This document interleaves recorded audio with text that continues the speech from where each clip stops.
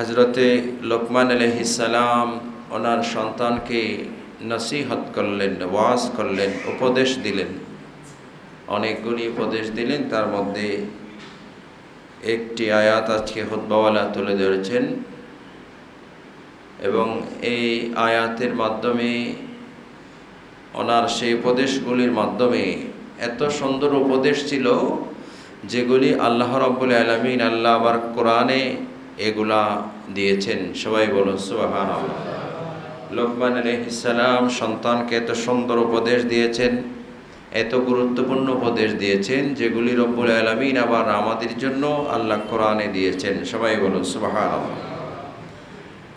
ইয়া বুনাইয়া আকিমিস সালাতা ওয়া'মুর বিল মা'রুফি ওয়ানহা আনিল মুনকার। হে প্রিয় বৎস, আকিমিস সালাতা, নামাজ কায়েম করো, ওয়া'মুর বিল মা'রুফ, সৎ কাজের আদেশ দাও, ওয়ানহা আনিল মুনকার, অসৎ কাজের নিষেধ করো, ওয়াসবির আলা মা আসাবাকা, ধৈর্য ধারণ করো যখন তোমার উপরে বিপদ আপতিত হয়, মুসিবত আসে, বিপদ আপতিত হয়, ওই সময়ে তুমি ধৈর্য ধারণ করো।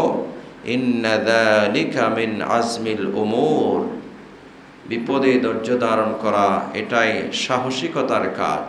সবাই বলুন সুবহানাল্লাহ।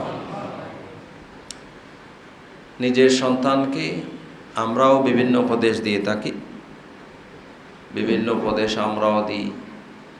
সন্তান, আত্মীয় স্বজন, শুভাকাঙ্ক্ষী, এখন আবার এমন পরিবেশ তৈরি হয়েছে যে কেউ কাউকে তেমন উপদেশ দেওয়ার সুযোগ তেমন নেই। আগে এলাকার মুরব্বীরা ছোটদেরকে উপদেশ দিত, বিভিন্ন নসিহত করত, আদব আখলাকের ব্যাপারে বিভিন্ন কিছু বলতো। এখন বলে যে না, আমার সন্তানকে আপনি উপদেশ দেওয়ার কে? যখন থেকে এটা বের হয়েছে তখন থেকে সমাজ থেকে আস্তে আস্তে আদবও উঠে যাচ্ছে। সবাই বলুন নাউজুবিল্লাহ। আমার সন্তানকে আপনি বলার কে? আপনার বলার কোনো অধিকার নাই। এখন আমরা এমন সমাজে বসবাস করি যে সমাজের থিওরি হচ্ছে, দর্শন হচ্ছে, আমার সন্তানকে আপনি বলার কে? আপনি চাচা হোক, আরেকজন হোক, আত্মীয় স্বজন হোক, আরেকজন হোক, কেউ বলার কোনো অধিকার রাখে না, নাই। এমনকি নিজের সন্তানকেও একটা সময় অতিক্রম হলে আর নিজের সন্তানকেও বলতে পারে না, আপনার চেয়ে আমি কম বুঝি না, আমি বেশি বুঝি। সবাই বলুন নাউজুবিল্লাহ। এই পরিবেশ চলে আসছে। আল্লাহ রাব্বুল আলামিন উপদেশের কথা কোরআনুল কারীমে কোট করলেন, ইয়া বুনাইয়া, হে আমার প্রিয় সন্তান, প্রিয় বৎস, আকিমিস সালাতা, নামাজ কায়েম করো, নামাজ কায়েম করো, নামাজ কায়েম করো, ওয়া'মুর বিল মা'রুফ, সৎ কাজের আদেশ দাও, ওয়ানহা আনিল মুনকার, অসৎ কাজে নিষেধ করো, ওয়াসবির আলা মা আসাবাকা, বিপদে তুমি সবর করো, ধৈর্য ধারণ করো। ইন্না যালিকা মিন আজমিল উমুর, এটাই সাহসিকতার কাজ, এটাই বড়ত্বের পরিচয়। সবাই বলুন আলহামদুলিল্লাহ।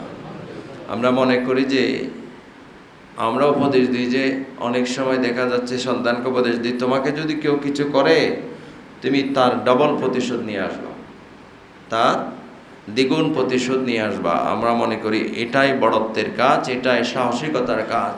আল্লাহ বলছে না, বিপদে যে কোনো মুসিবতে ধৈর্য ধারণ করা, ধৈর্যের সাথে এটা মোকাবেলা করা, এটাই হচ্ছে সাহসিকতার কাজ। সবাই বলুন আলহামদুলিল্লাহ। আরও অনেকগুলি উপদেশের কথা। নামাজ এটা এমন এক ইবাদত যেটা করলে, ঠিকমতো করলে মানে ঠিকমতো করলে, আবার ফাওয়াইলুল মুসাল্লিনও আছে, যে আল্লাহ বলছেন এমন অনেক মুসল্লি আছে যাদের জন্য দুর্ভোগ, ওয়াইল, দোজখ। সবাই বলুন নাউজুবিল্লাহ।